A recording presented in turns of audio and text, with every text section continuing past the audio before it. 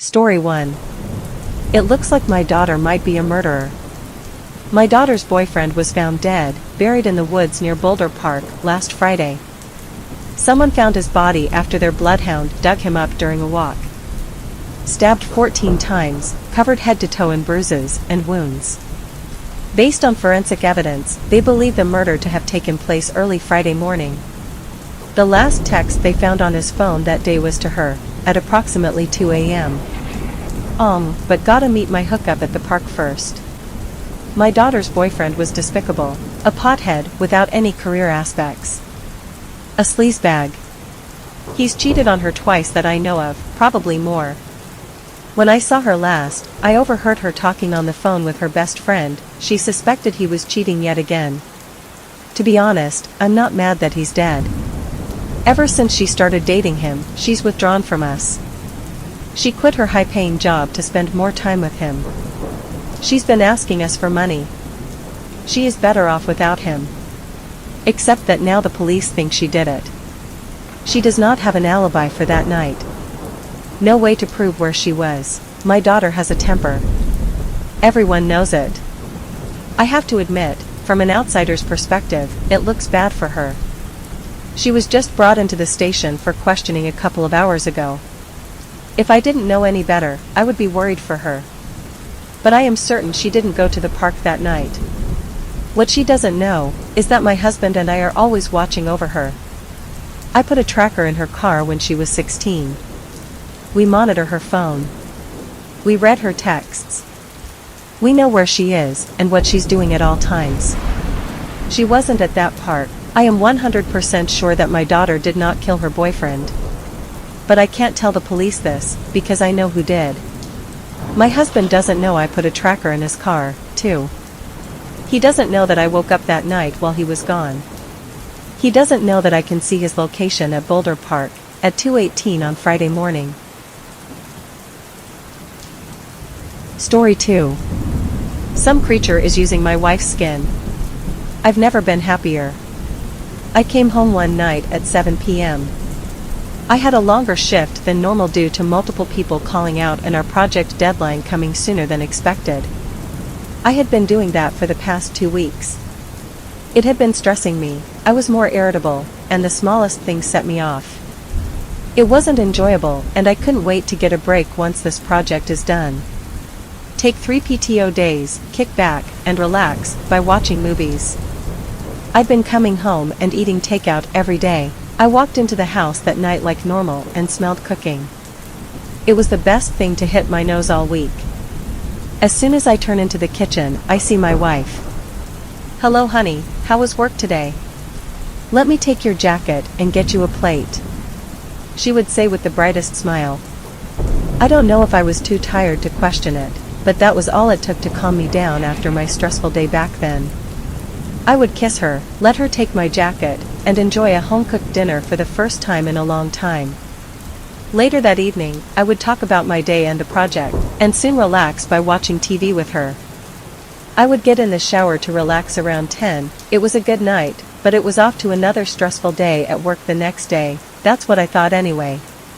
The door to my bedroom was cracked open. I didn't even question it. When I walked in, my wife was right there in bed. A full nightgown, hair was undone, just looking amazing and ready for action. I couldn't help myself. Her skin was healthier than ever, her eyes sparkling, that hair smooth with a shine. Her body was in better shape than I have ever noticed, and something about those lips was drawing me in. Long story short, I was experiencing more love than I have had in a very long while. I'm only 25, and I used to just give up after her saying she wasn't in the mood all the time. They say that intimacy is best enjoyed while you're young, and I'm not getting younger. Best night of my life, until reality hit. Just a week ago at the time, I had an episode of rage and took it all out on her. Her mood hadn't been the best either lately, and we'd been fighting. I had killed her and buried her in the backyard. My wife is supposed to be dead. "Breakfast time, hun." She calls out to me. I get out of bed to meet her in the kitchen. That same smile and set of sparkling eyes greeted me. Nothing in that body of hers is human, something is using it.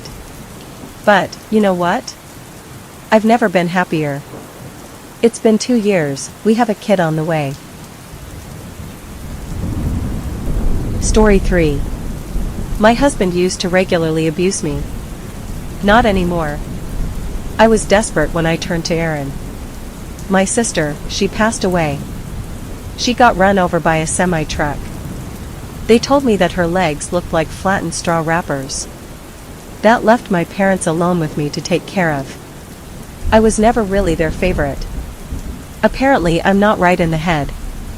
They always said that to me when I was a kid. I could tell they always hated me. One day when I was 19, I just lost it and ran away.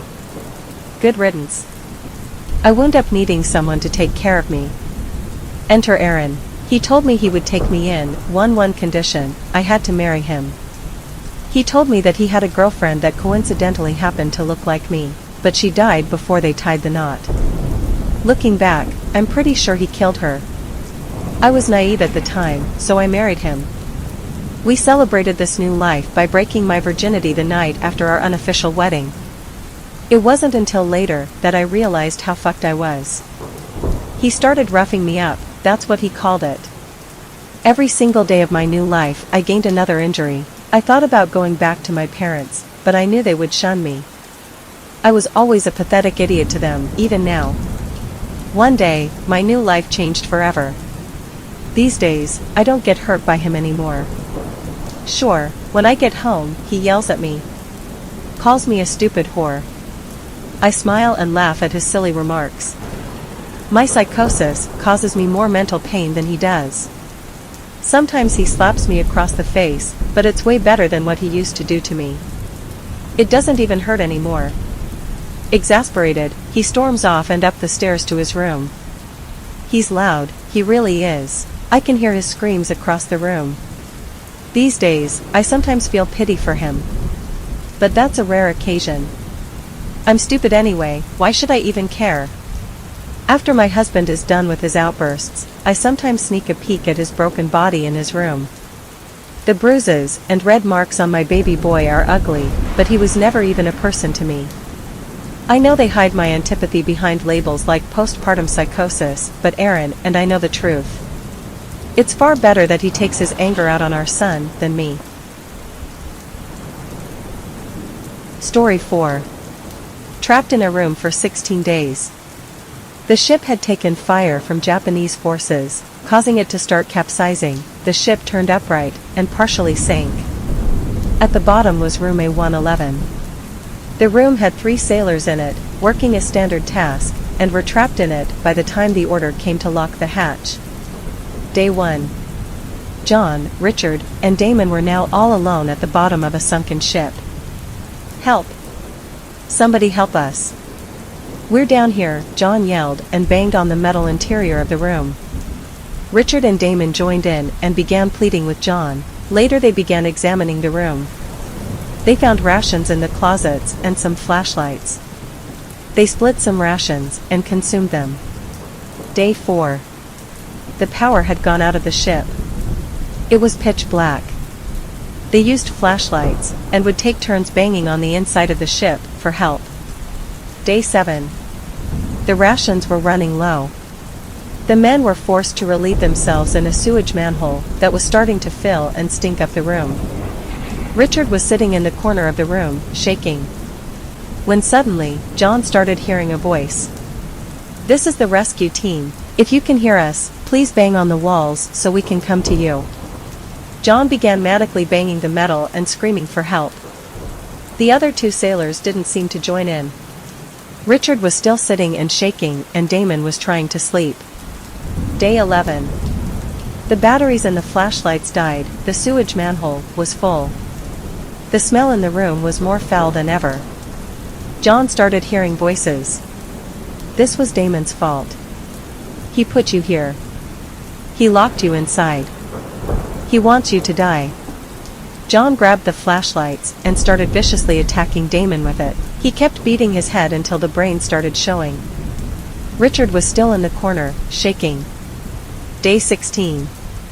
No rations left. The 2 men were starving.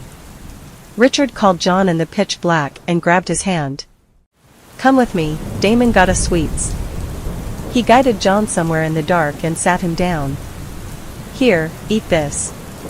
Richard handed him some, then began eating all the sweets. John, in love with the taste, joined in with Richard.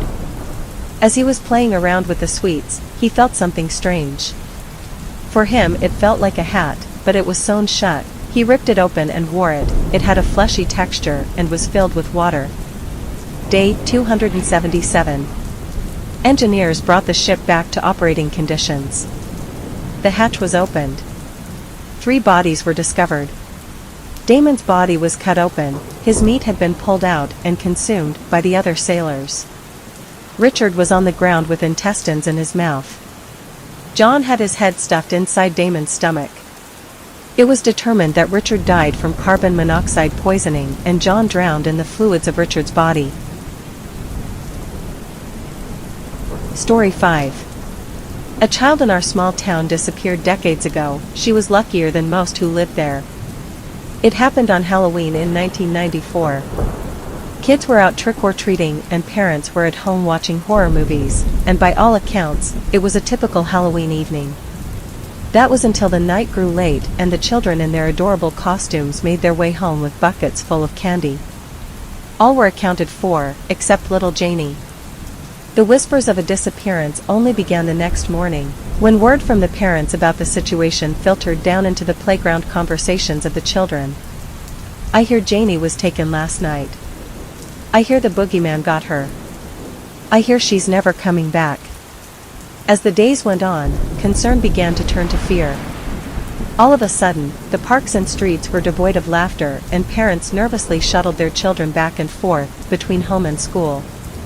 Not long after, search parties were set up in the hopes of moving closer to the truth, and practically the entire town spent days on end combing through the dense surrounding woods.